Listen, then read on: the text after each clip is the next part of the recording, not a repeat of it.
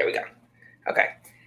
Hello, everybody. Good evening. Good afternoon. My name is Chastity Buckley. I'm the host of Midnight R&B Edition, home of House Midnight Love BET, where I give all my flowers to all my R&B artists, singers, songwriters, and producers, and people who have changed the game. But y'all know today we have up-and-coming legends. Up-and-coming legends. I have to put that out there because y'all on my segment, Who's Next, which I love so much, which I love, doing about this episode on my platform because I feel like it gives R&B artists, a chance to be, budding stars, but not even that, just get your way on and not even that respect, your upcoming legacy, what you are going to be doing.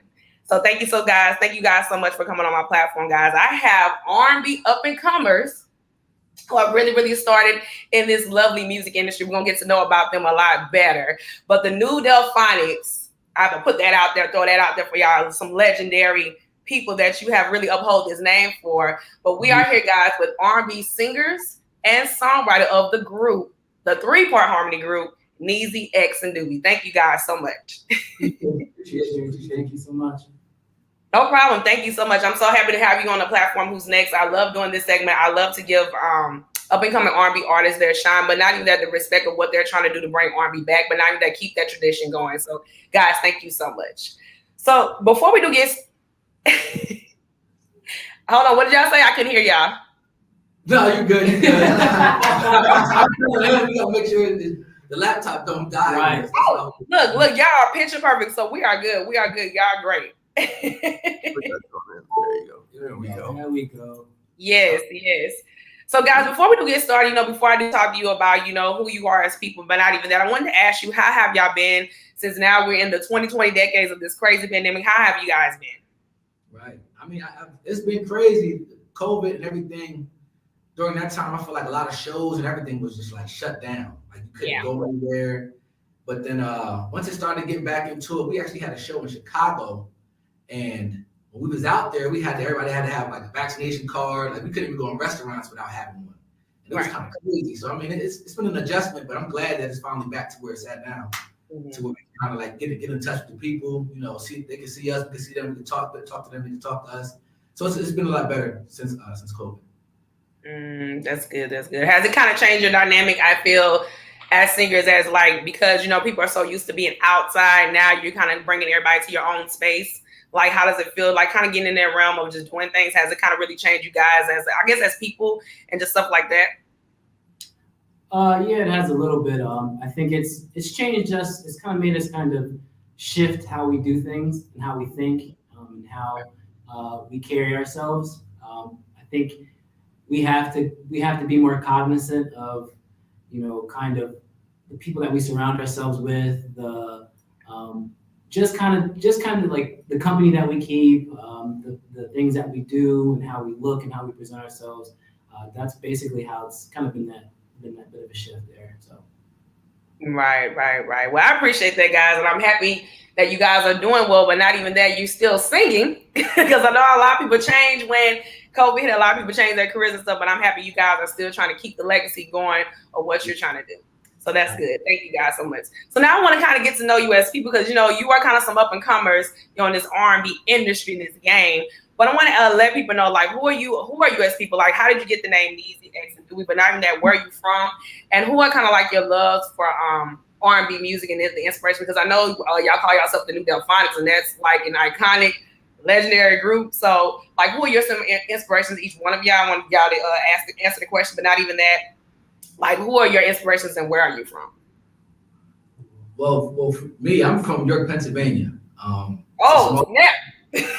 Small little town, right? Small little town. But where I'm from, I grew up as a church boy, so singing is where that started from.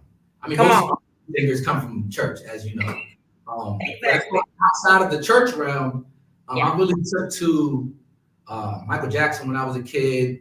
Ryan Leslie I was real heavy on him because his musicianship, and Tank was another heavy person of mine that I listened to, that I kind of like try to learn from and stuff like that. So that was kind of my inspirations as far as coming up. Ryan Leslie was one of my real big ones, though. Yeah, you got some shoes to fill when you coming from that Boys the Man S. Yes, sir. So what about you?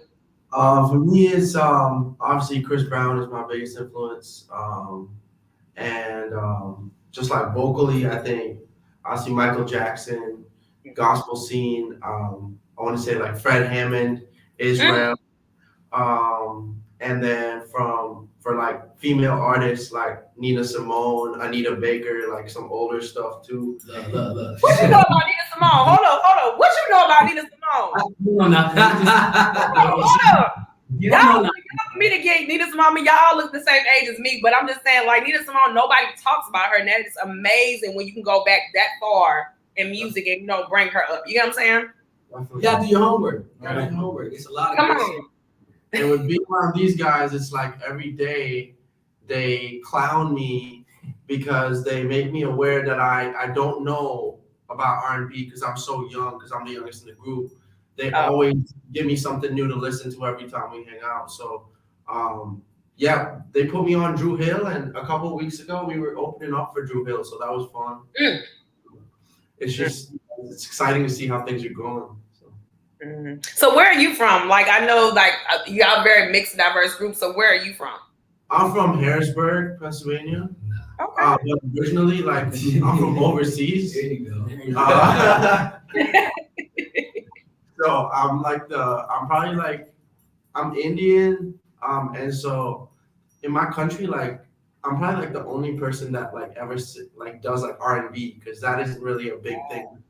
So definitely R&B is like, yeah, definitely that's crazy. There we go.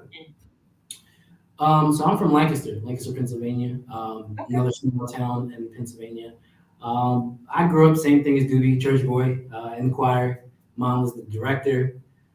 So, I had to listen to like straight gospel. Right. And my favorite gospel artist was Daryl Coley. Was Daryl Coley is just his just the way he sang, and just the way his voice carried, and just the way he like projected his voice on when he was singing. These guys will tell you, if you've ever heard Daryl Coley, I have a lot of him. I have a lot of him in my voice. So Daryl Coley for me. If I'm on the R&B side of things, man, we've all said the same answer. Michael Jackson was probably one of my biggest influences, but also Prince. Prince for me was another big influence for me, just because of his vocal range, things of that nature. Also, you grow up on people like Usher, or you grow up on people like Genuine, or you grow up on people like, you can name as many R&B singers as you want to in reality, because it's such a vast genre of music. But those were people that were really heavily influenced to me. Ryan Leslie as well, just because of his musicology that he brings to the game for me as well. So, yeah. Yeah, and that's why I think with you guys, I'm learning about y'all being from Pennsylvania. Like I said, I threw boys and men out there because y'all give me kind of like this vibe, this S going on, and right. You kind of have this demeanor about y'all, which I'm learning about you. Listening to your 2 singles today, I feel like Forever is my song. I'm gonna be honest, I like that song, Forever. I'm a balladeer type of girl. But what I love about Forever, and I'm gonna say this, it was the last 1 minute part when you were talking about, because I can hear one thing about, I'm a very instrumentation type of person. I can hear those drums. And one thing I've loved that I think I noticed about you guys, y'all trying to bring the instrumentation back in y'all music, which I respect. And with you guys, I love the last 1 minute when y'all was just singing. Y'all went to church. When I hear that like part, like you get the instrumentation, but when you got that acapella, is that you? Is that you singing like that? When I started, those notes, I was like, wait a minute. We was in there acting the same way, but he did it. You went to church. You got that there. Who you just said, you got that church, all 3 of you guys. But one thing I love about all 3 of you guys is you kind of have that modern R&B that you're bringing, but you are bringing back what we were used to. You know what I'm saying? In the beginning. And that's why I want my groups to come back. You know what I'm saying? And I love that you guys are a group, but not even that, you're kind of bringing that esque of R&B that I think it could be me a mixture to navigate to Gen Z, but not even that myself as a millennial can really touch and really impact, the culture that we need now. You know what I'm saying? So I just really wanted to throw that out there. I'm sorry, what you said, Neezy? People forgot about love. Like, come on. Yes. With music nowadays from what it was before in R&B. R&B, they sung about that stuff. They sung about heartbreaks, like what you was going through. Now it's almost like you looked at as a simp if you say certain things or portray certain things. But ain't it wrong with a little love? You know what I mean? You gotta have a little love in your life. Right. Come on, preach. But I just wanted to throw that out there because I feel like for me, I know we're gonna be talking about the R&B stuff. You know, we're gonna get deep into it. But with you guys, you know, I want to understand who you guys were and just get the understanding. But being from Pennsylvania, a lot of people don't talk about that's the heart of R&B. And, you know, having that, you know, coming from, you know, Pennsylvania, you know, we always talk about 𝐿𝐴 and, you know, pretty much that essence of that sound. You guys are coming from that, but not even that. You're trying to keep the legacy going. And so that's what I have to respect about you guys. So now we're going to get to guys, like, how did y'all guys form as this trio group? And, like, where did y'all come from? Like, saying all y'all from Pennsylvania, how did y'all come together and form this group? So I could jump in here. How it started off is the three of us met each other. I know 𝐓𝐸avr for like 4 years, 4 years. And Doobie, me and 𝐓𝐸avr just met Doobie like last year, actually. Oh, okay. Through like music and stuff, I think they have some connections through their families, like mutual connections. I didn't really know Doobie at all. So last year was really where we got to all meet. But the thing that really brought us together, connected us, was like our deep love for R&B and music. We were almost immediately, instantly like we clicked almost immediately. Not even on the music side. I'm talking more of just like our chemistry, like the three of us when we're together, like it just clicked. And it started off with when we were basically trying to find a third member for the group William Hart's New Delphonics. One of Doobie's friends actually was friends with me on Facebook. He reached out to me when I put up a Facebook post, connected me with Doobie through his sister, Ryda, who's in Texas. Yeah. And we connected and we brought him on. And then ever since then, like he just took the reins and he's been like rolling with it. And he's like really stepped into that spot as like filling the shoes of Pooji, who is like this crazy Grammy award-winning writer. And he's just so comfortable with just being like, you know, stepping in there and like stepping up to the challenge. So me and 𝐓𝐸avr are really in the background. It's this guy right here. He's really him. It was a setup. He's him. It was a setup. He's him. I had no idea what I was walking into. I'm thinking I'm gonna be doing my 𝐓𝐷s and 𝐼'S, like, you know what I mean? And we get to Philadelphia one day when I met them, and it was just kind of like, they was like, all right, well, you're gonna sing the lead. I'm like, okay, I don't really know. You know what I mean? I'm new here. I don't know what's going on. I mean, it's been cool though, because now once we tap into the other side of music, outside of the New Delphonics, we can all portray our voices, which is what I like. You know what I mean? I like the fact that we can turn the hand to everybody, and everybody can get their reins off. You know what I mean? Everybody can come on. Yes. I know you a church girl. Just your come on. Your come on. Legit. Yo, look. I come with the preaching. I come with the jumping, but I love when you just said about all you guys share something. You know what I'm saying? And one thing, you know, like I said, I love my R&B groups and I love, you know, their time to shine. But I always wanted my R&B groups to always have their time to shine to each member. You know what I'm saying? And I think sometimes we used to get caught up, and I don't want to bring back so many, you know, groups, but we have the time together, the history of R&B. Like, we don't see a lot of like what our lead vocalists give each other a chance. And there's nothing against them because we know how this industry is. You know, once they get one lead singer, they want to keep that lead singer to be the face of the group, and that's not the case. Because with groups, I feel like groups are individually a collective whole. You know what I'm saying? Because without 𝐬𝐷eezy, there's no Doobie. Without X, there's no 𝐬𝐸ezy. There's no, you know what I'm saying? You get the whole collective as one. So for me, when I'm looking at you guys, like, I want to see all three y'all sing. You know what I'm saying? Not just one person, even though it's great that, you know, I know, you know, Doobie or 𝐬𝐸ezy, one of y'all, you know, just knocked out, you know, the vocals for certain songs. But at the same time, I want to see y'all as a 3-part harmony group. You know what I'm saying? So hoping for you guys, y'all going to be changing the game with this. And I want to see, you know, with my groups to make sure that, you know, everybody just has their fair share. Because I know, like I said, it can get personal. People feel like, you know, one person is better than the other. But I think with you guys, what I see, right, you said, no, what I see with you guys, y'all have this really communication way of understanding each other. And that's what I hopefully, you know, I pray that we get it for all of these groups. And we need our R&B groups back, to be honest with you. You know what I'm saying? It's necessary. It's necessary. Yeah. Oh, But we all recognize that Doobie's really him, so we just let him. Yeah, he's definitely him. Doobie's him, so we just let him. Look at we the just comments. let him do. Look at the him. comments right now. It's all Doobie because he's. We understand that Doobie's that guy. We just are here to be like. We're in the background. Anyway, listen. Next question. It's his world. We're just living Well, let me say this too. The backgrounds are important too, because even if you're a lead, I need them background vocals in here. You get what I'm saying? Because that's what makes a whole song, you know? I just feel like, speaking about that, I feel like we don't talk about like that. Like, I don't think there was anybody better for me to have been able to sing backup with other than Xavier. Because when we sing together, it's just like, it's just there. You know what I'm saying? Like, you just feel like it's there. So, I mean, it almost feels like to me like we've been singing since we were kids, but we just started this 8-9 months ago. And it's like, I'm just grateful for that, like having that support. And yeah, he's crazy. He's crazy. Y'all so funny. I love this personality about you guys. So thank you for that. So I wanted to ask you guys, I know you just talked about William Hart and the Delphonics. Like, how did you get to meet the late great now, since he's passed away, William Hart?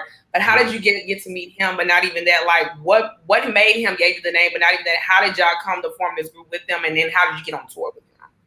So how that happened, a man right here in Easy was looking for a computer online one day. And these things, like, it's hilarious, but it happens that way.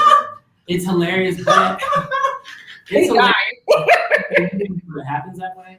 So he was looking for a computer, a MacBook, and one of the media guys for the Delphonics connected with him and was like, hey, he asked him, hey, you know, why do you need a MacBook? Like, what are you trying to do? And Neezy told him, hey, I do music. And so he was like, all right, cool. Let me see what you do. And initially, before that, the two of us, with some other people, had posted a cover video of "Can You Stand the Rain?" And they heard the song, they liked it. He shared it with the road manager / music director, Mike Williams. Shout out to Mike. Shout out to Mike, our road manager, who liked it, presented it, who had wanted to do this idea for like 5+ years. Let him tell it. And so he saw us and was just like, hey, you know, cool, bring these guys down to meet Poogie, Mr. William Hart. And so we did another video of us singing one of the Delphonic songs, La La, which we recorded and sent it to them again. And they were like, all right, cool, you guys did great, come on down. So all three of us, like Doobie said, we met up in Philly, met the media guy, and from that point on, they were like, all right, y'all sound great. No impromptu singing, like y'all sound good together, cool. Let's take y'all to meet Mr. Hart. So one night we all got dressed up in our traditional white and blues, white and blue, just more dressier clothing. We went to Mr. Hart's house. We sang for him in his backyard. Yeah. It was late. It was late. Out. It was crazy. It was crazy. So like, we were in the back. We were in his backyard with the lights that we like, kind of like just the studio lights, and we just sang La La. We did a couple of dance moves for him. He showed us he showed us the traditional bow that they used to do. And so once we did that and we showed him that we could do it, it was just instantly like he instantly just kind of, I want to say he instantly loved us. He instantly stood from that point. He just kind of treated us like his sons, like his grandkids. And he instantly looked at us like we were the next guys taking over the legacy. I think one of his things that he said to us that night was, I've done everything I can do in this industry. Now I'm passing it off to you. Y'all take this and run with it. And so from that point on, we just rocked out with it. Yeah. And you know, that's crazy, and it's amazing that you said that, because you know, sometimes God works things in mysterious ways. I say it all the time. And I feel like, you know, God rest his soul, William Hart, you know, like people, the Delphonics, like we're talking about the Delphonics who inspired hip hop, like R&B, like Ready or Not. That was my jam. Like Lauryn Hill, when I was a little girl and I saw Lauryn Hill come back. And then you got to think about ties from the Delphonics. Like, people don't talk about this stuff. And that's why for you guys to, you know, be, I think, with a legend, to prepare you to become legends when your time comes, I think that's amazing. You know what I'm saying? Because the Delphonics, that's a huge, huge group. And it's crazy because next year, the album be 55 years coming up, their debut album.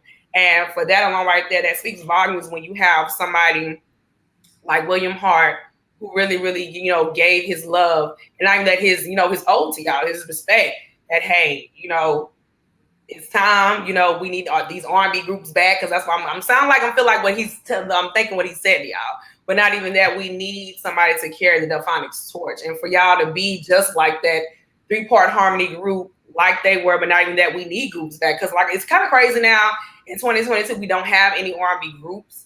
And I miss that about, and I miss that about, you know, our groups. Like, what makes you guys going to be the next thing coming out of 2022, but not even that, the years to come in the 2020s?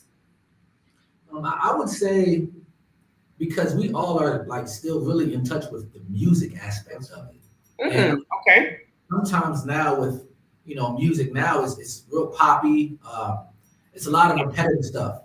And what happens is we lost the craft. We lost the craft now. Like people don't sing no more. People don't have live musicians no more. Like a lot of us play music, like play as well. So it adds to the component of like, okay, these guys we can play it, we can hear it a certain way, so now we can deliver it to the people a certain way. And I think that's the component that we add to it, as far as, of course, singing as well. But I think the music aspect is a big part of our group that it's going to be. So.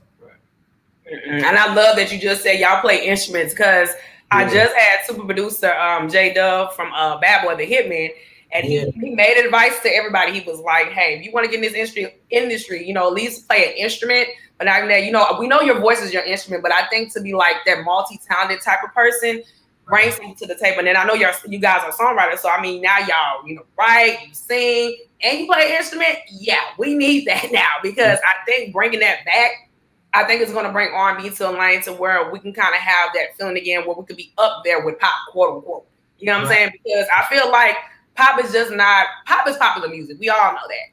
But I feel like without R&B, and I love what Usher said too, and I'm going to ask y'all this question because I need to hear y'all intake on this R&B ain't dead type of situation that's going on right now. Because I haven't talked about it on my platform, but I think you guys are going to be the first I talk about it with. But I feel like when you guys bring that whole type of aspect of bringing what R&B used to be, that's why when I heard Forever with those drums, I can hear drums. Boom, there's the instruments. Boom.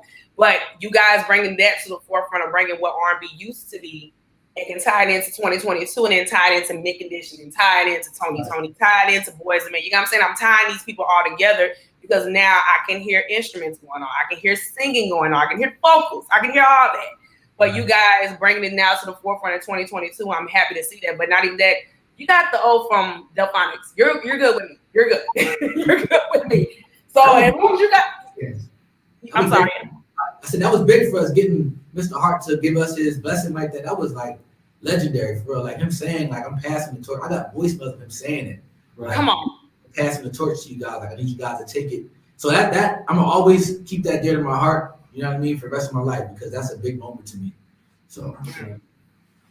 That's just, I just feel like I said, for y'all with the Delphonics, like when I found you guys, I was like, wait a minute, who?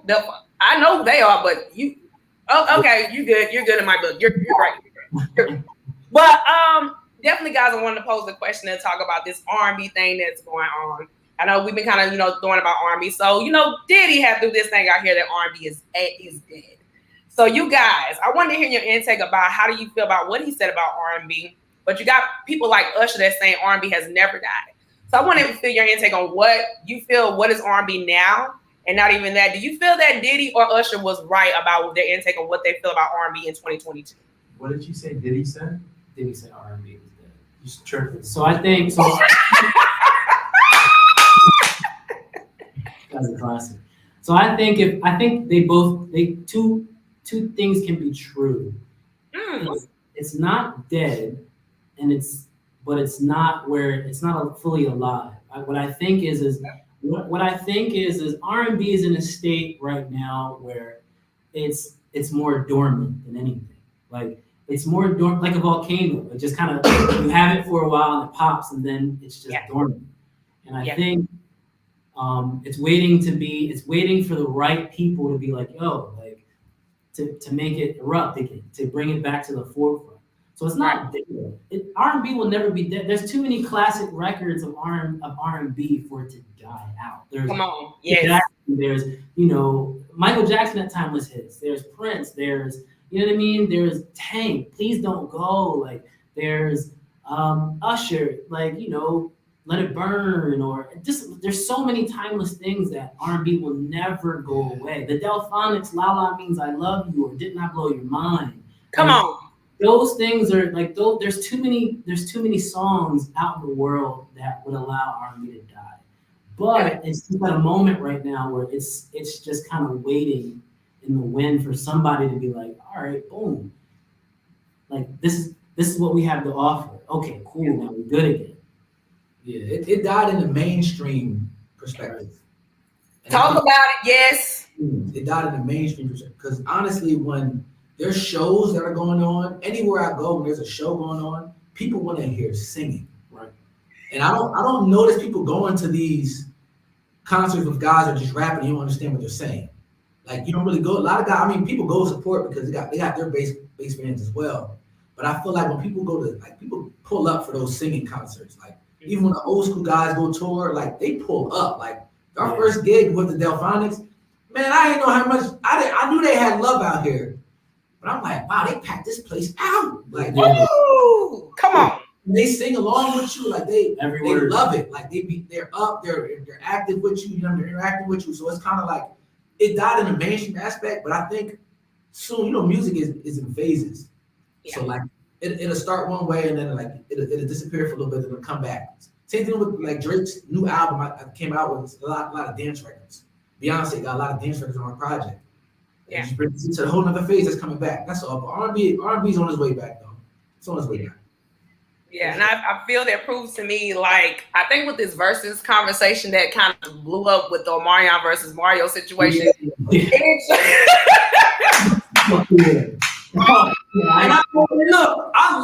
was a Omarion fan, like heavy, because I loved his albums. Right. Yeah. But when he went up there and did that, it hurt. It hurt. Yeah, I was hurt. But Mario can really sing. Mario can sing. Come on. Like he didn't get it. I'm glad he got his just due that night because people don't talk about him enough. He is a real vocalist. Yeah, he can sing effortlessly, and that's what drew people during the verses. Is people, when you have two R&B singers, people expect you to sing. It's not so much about dancing.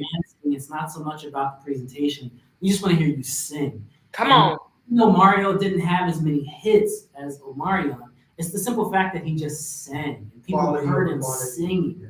That's right. Just, no, dude can really sing. It's not fair. And so again, like Doobie said, it's just one of those things that people always. There's never going to be a time where people don't always want to hear good music, and they don't always want to hear talent, and they don't always want to see the effort that you put into that music. That's right. Talent. So, like with the three of us. All three of us before we became a group were individual singers and that have been working at their crafts for years. Once we came together, it was just easier for us. We can now rely on each other to push all of our gifts to the forefront. Right. And so that's what makes it like, oh, okay, these guys are good, or these guys can really sing, or because people want to hear us just sing. Yeah. Thank you. And that's why I feel that, like I said, R&B has never died and never will, never have, as long as people like yourselves and people like Mario are singing, because it's crazy to me that you guys just hit it right on the nail. I feel like I think what's missing in R&B, y'all just hit it, singing. It was singing. Right. Because this auto-tune, I guess, era that we've been in for too long has really, I guess I would say exposed for what it is, but I feel that people like yourselves need that shining moment, that chance to really, really show people that, hey, we can sing. We don't need the auto-tune. We need a mic. Right. A straight mic. And all you need is a mic, and that's it. Acapella, hell, I don't care. But at the end of the day, if I hear voices and vocals, that goes to show you that you can sing. But not even that. Like I said, music has to touch the soul. It has to touch the soul. That's the only way I feel to me that can bring, I would guess, R&B back. It has to touch the soul, especially for, I know this generation with Gen Z, a lot of them, they go to Chris Brown for being their, inspiration. Like you said, X, that's definitely your inspiration. But definitely for sure, I feel for a lot of people, as long as the singing is involved, like real authentic singing is going to connect and touch the soul, Yeah, for, like, speaking of like Chris, because like I used to have this like attitude about Chris, like don't be talking no trash about Chris because he's been through some stuff, like. Oh yeah, 100%. But that boy is gonna be a legend. Period. He's goated, but like when it comes down to it, like even if you look at his music, like his older stuff, like Take You Down, Running, all that old stuff, that is wall to wall. That's like that's the timeless R&B sound. And now when me and Doobie and X were talking, it's more like poppy. It's starting to be more commercial, and kind of straying away from that true R&B sound. And it's not sad because artists got to eat and records got to sell and people got to make money. But at the end of the day, the three of us, I feel like my goal as an artist to be part of this group is to bring back that old school sound and to do it in a modern way, like to make it, you know what I'm saying, to make it look like we're like new and like we're young, but we still got that old school sound and that flavor. And bringing that true R&B back. I feel like Diddy hasn't met us yet, so he can't say that. And when he does, because you gotta speak things into existence. There you go. That's spiciness. Hey, no, because we right. Look, on this channel, we keep it real. So I respect the realness because in order to be, and I think we're in this era where people are being honest and truthful for what it is, I respect it because at the end of the day, it's going to show you at the end of the day is, you know who I am, you just don't want to say it. You know what I'm saying? Because people, they'll fuck with you, but they don't want to say it because at the end of the day, they got to please other people to do what they got to do. And that's some bullshit because at the end of the day, if you fuck with me, come with the real. You know what I'm saying? And I love that about you because you're keeping it 100. That makes a part of a group too. Part of that, the reason I can't keep it 100 is because I'm with two authentic people. Like nothing about this group is like fake. We're not to be somebody else. We're just authentically us. And so I just feel like that it makes it easier. You know what I'm saying? Oh, yeah. I'm trying to be like Doobie. And we're trying. I'm trying to be like these. I'm trying to be like. I'm trying to grow up one day to be like these. Oh Lord, y'all hilarious. But I feel like you guys too, and being authentic with your authentic selves. Like you guys, do you want to stay in this independent route, or are you trying to get signed to a label? Because I've noticed now with labels, they're kind of depleting too. People taking their own, initiative to take ownership. It's a weird space right now when it comes to that. So it's like, it's always nice to have that machine behind you. True. But it's like, what do you have them behind you for? So like, I don't want to give up too much to have them take control over everything.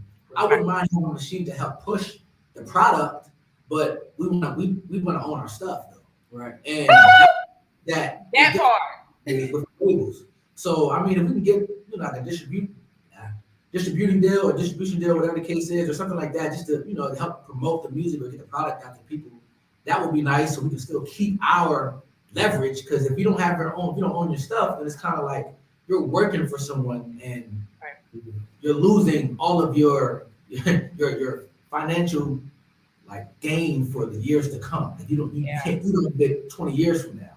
And that's what's happening to a lot of artists. They're trying to go back and remake their songs and so they can get some money off it. And it's tough. So I don't want to have to go through that. So if we can do it in a way that we can utilize the machine, but also keep our integrity for our own stuff, I would be with that. You know what I mean? So out of all three of these guys, they'll tell you I'm the laid back one of the group. My main favorite answer is, I'm cool, whatever. So I think for me, my best answer is whatever God has in store for us is what I'm going to go with. I think God hasn't steered us wrong yet. So at this point, if God has us going to a major label, cool, we'll rock with it. But if God has us doing what we can continue to do, what we're doing, like you said, getting a distribution deal, that's what God has for us. And that's how I think all three of us think. Is whatever God has for us at this point, that's what we're going to do. So, Right. And I agree with both your answers. Whatever God has, but not even that. I feel like ownership is key. You have to really, really own your stuff. Like I'm very hell bent about that because for me, like I've interviewed so many, people on this platform, like John B. and everybody who has worked with so many legends in this industry, like the key is authenticity, but not even that, learn the business. You know what I'm saying? Learn your business. Keep ownership of what you feel, And I feel like, Now we had an older guy that we met recently, and he kept saying to us, he said, "Man, I see what y'all doing, but you got to know the business." Come on. I'm like, we got you, baby. Well, you know what? That's amazing that you still remember that. But not even that. I just feel that I just want you guys to just have ownership of everything because you work hard. Your voice is your gift. But I feel like with your gift, don't let nobody use your gift and use you. You know what I'm saying? So you guys, you got the right path, and at the end of the day, for you guys to do what you're doing now is really dope. And not even that, you really, really are true and pure to yourselves, and that's what I love and respect about you guys. And that's why with the music that you currently release now, congratulations on everything, whatever it take, whatever I've got to give. You know what I'm saying? And then Forever, those 2 singles that you recently released, like how was it making the process of those songs, and why? I think with those 2 songs, you are kind of bringing that R&B back. Because like I said, I love Forever. I like Whatever too, but I like Forever because, I'm a balladeer girl. I'm a type of balladeer. I love ballads. But for me, I like Forever because you brought the aspect of the modern part, but I feel like the last 1 minute at the end when you did them vocals, sir. Oh, yes. Took me to church. Talk about it. I'm just saying. Like some Boys and Man type of stuff going on in this realm. I'm like, wait a minute, hold up. Town type of stuff going on. But I wanted to ask you, how did you guys feel about putting those out, but not even that? What made you kind of do those songs in general? Well, so Forever was the first song that we actually recorded. Yeah. Oh, okay. And, we was kind of like going back and forth trying to figure out a sound that we wanted, and we couldn't really pinpoint exactly what we wanted to work on. So I heard the hook, I heard the beat, and I'm like, I just kept saying to myself over and over, "I'm gonna love you forever, girl." I just kept saying to myself, I'm like, all right. So I recorded like a little hook and I sent it to them just to see what they thought. And literally, instantaneously, I think the Hall might have sent back a verse in a matter of like 2 minutes. I'm not playing. Like that. Yeah, okay. It was like I sent the hook and then I think he sent a video or something of him like singing. I'm like, okay, so this must be what we're gonna work on. So that was one of them that we really tapped in with. Whatever was really kind of similar, same kind of setup. Like we got a hook down. We was all sitting down together at I think it was at X house. And we was just listening, and we was like, yo, this is a vibe right here. Like, let's tap into it. We just got to just work on it. They both have this ability to write like these hooks that are like unforgettable. So then it makes it easier to build a story when you already have an unforgettable hook. You just have to come in and like, sprinkle a little bit here and a little bit there, and then your song's done. So they definitely make songwriting very easy and fun, to be honest. So the funny story about Whatever, so like Doobie said, we were sitting at our house. We were sitting in my house. And we got a package of like 5 beats. Both Forever was included and Whatever I Gotta Do. Like you said, Forever we recorded first because it was just like, all right, it's a poppy joint. All right, cool, I rock with it. We were at my house one night and we were listening to Whatever I Gotta Do beat, and immediately I was just like, yo, this joint is just different. Yeah. And like, we're all sitting there like thinking what can we do to it? And I think out of nowhere, I just was like, we'll do whatever I gotta do. And they were like, yo. Yeah, I love me some singing, look. We were just like, they heard it and they were like, yo, I like that. And they started singing it. And I think we went home. We just started working on it. Doobie sent his verse. And I'm gonna share, I don't think I've told this. So Doobie sent his verse. When he sent the verse, I hadn't written anything because I couldn't figure it out. So when Doobie sent his verse, or his first part of his verse, I was like, yo, this is crazy. And then all of a sudden I started hearing like, yo, okay, cool. And then I thought, I'm like, wait a second, my boy was just going through this a couple weeks ago. So then I started thinking, standing here all alone, and I started writing. And by the end of the day, after he sent that, I had written my entire part. Like, I had written my entire verse and my second part. So it was just like, all right, cool. Like, boom. And then we recorded it in 3 days. That's amazing. And you know what? I wanted to say this too with Forever. It sounds like a gospel choir when you first hear the song because of the repetition of the forever going back and forth, back and forth. I was like, wow, this sounds like gospel as the Clark sisters type of thing that y'all were sounding like. Because for me, like I said, I'm like you said, I'm a church girl. So yes, I got church. I hear harmonies, I hear vocals, I hear singing. But when you hear forever, it sounds like it can be gospel-esque, but you can hear R&B feeling. You know what I'm saying? I get a mixture of the two. That's why when I listen to both, whatever, it's very modern R&B. Reminds me like the 2010s type of esque, but I can see where y'all were going with that, kind of bringing that feeling back. Yeah. But I love Forever because I'm a ballad, but I love both of them. But I like Forever, I think, more because it brings in that, I don't know, I'm a gospel girl. I like church vocals. I just hear now I can hear it in that record, and I'm like, wow, this really brings in the 3-part harmony that we're missing, you know what I'm saying, with groups and, you know, vocals, and not even that writing. Because I can't even write ABC 1 to 3, but y'all can write. But I respect anybody that pen game, you know what I'm saying? Because when you're a pen person, and I feel like when you're coming from the heart, and like you said, from experience, what you just said about the song, it can touch and connect with people. You know what I'm saying? That's why for me, I can hear church in their voice. I can hear harmony. I can hear gospel. I can hear the fullness of what R&B, the foundation, I feel, what gospel and R&B used to be. You know what I'm saying? And I think with these 2 records that you're bringing on back, I get both the dynamics of what you guys are trying to do in 2022. And I have to give you so much respect and so many flowers for that. So thank you so much, guys, for that. Right. Yeah. Y'all look kind of quiet. Anybody? So yeah, like we appreciate all the love that it's gotten. I think he's more the numbers guy, but I think on Spotify, on Spotify for Whatever I Gotta Do and Forever, I think it's at almost 80,000 streams between the two. So independently, no machine behind us, nothing. It was just we put that on Spotify, we put the word out, and people from like Arizona and Los Angeles and overseas, and people have just heard it and gravitated to it, and it's just the love and support that we've gotten. I mean, it takes a village to raise a kid, so it's kind of like it's kind of like that's like our village that's just kind of raising us up to be more than what we think we can be. So yeah.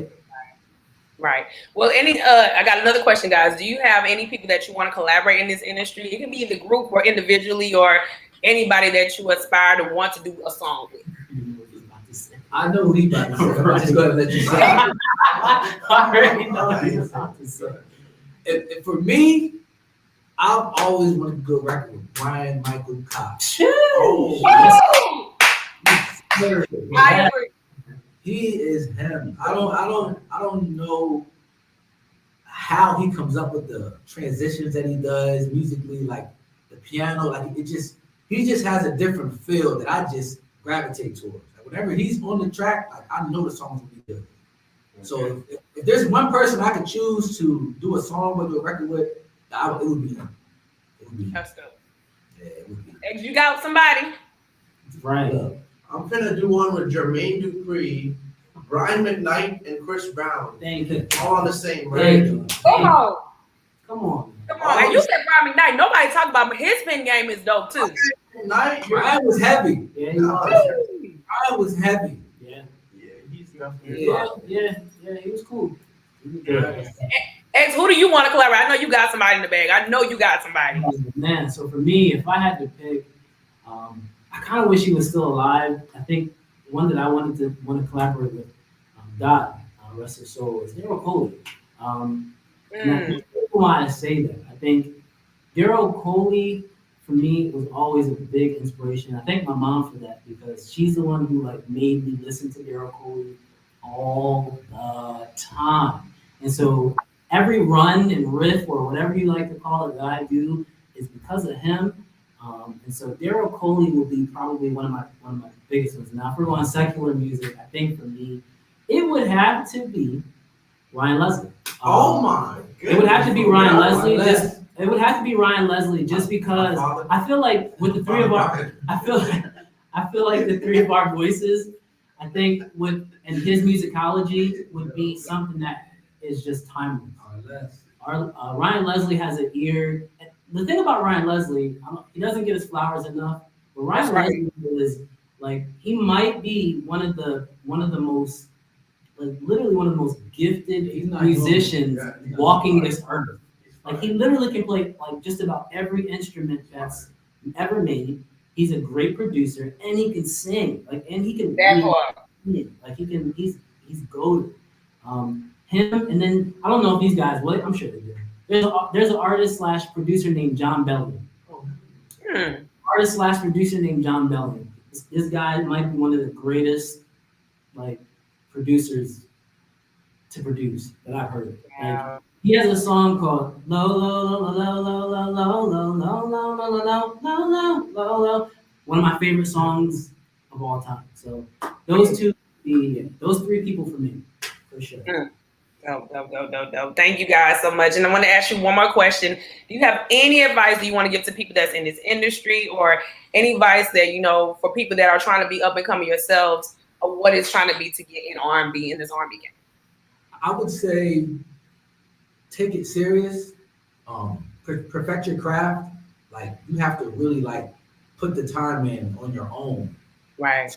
To make it yours. And also, I would say, thankful we're blessed with the situation is get a manager. Yeah, get a manager. Please. Yes, ma'am. Oh, she's in my comment section going, oh, that's why I'm like, go on, sis. So I know with the dubs. Before she came along, oh my God, it was just hectic. Like headaches. It was doing the most. Because I mean, you gotta, you know, artists are, you know, we care about our, we care about our music. Like it means something. But like having to be in conversations about what we should be getting paid or what we don't want to be involved in. It's too personal for us.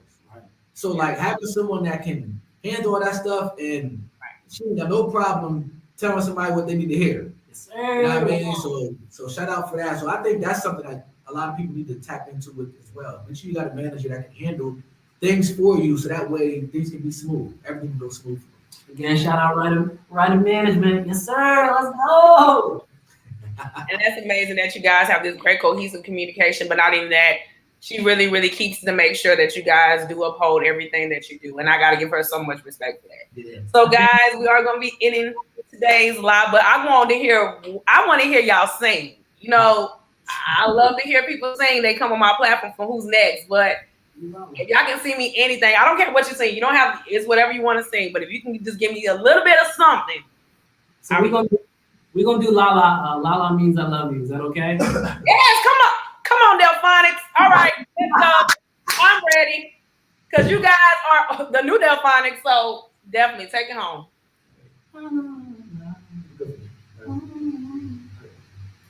La la la la la la la la means I love you.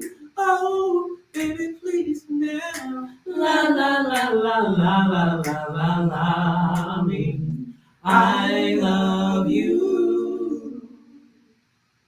Come on, singing. Come on, groups. Come on, harmonies. Come on. Look, see. Nothing but respect, guys.